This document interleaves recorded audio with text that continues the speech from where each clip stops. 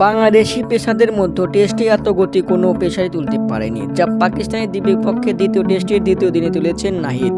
149.9 গতিতে বল করলেন নাহিদ, মুগ্ধ ধারাভাষ্যকাররা। একদিকে স্পিনারদের ঘূর্ণি টিকতে পারছে না পাকিস্তান ব্যাটসম্যানরা, অন্যদিকে নাহিদের গতির বল মোকাবিলা করতে হিমশিম খাচ্ছে ব্যাটসম্যানরা।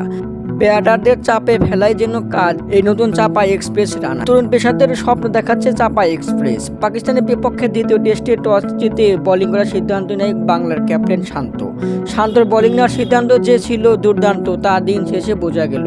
টাইগারদের গতির ঝড়, স্পিনারদের ঘূর্ণিতে রাওয়ালপিন্ডিতে 274 রানে অল আউট করলেন টাইগাররা। মেহেদী হাসান মিরাজ নেন 5টি উইকেট, অন্যদিকে তাসকিন আহমেদ নিয়েছেন 3 উইকেট, আর একটি করে উইকেট পেয়েছেন গতির তারকা নাহিদ ও সাকিব আল হাসান। নাহিদ আরো গতি তুলতে চান, দেশকে চমকে দিতে চান চাপাই এক্সপ্রেস নাহিদরা। বিডি নিউজ, হৃদয় হাসান।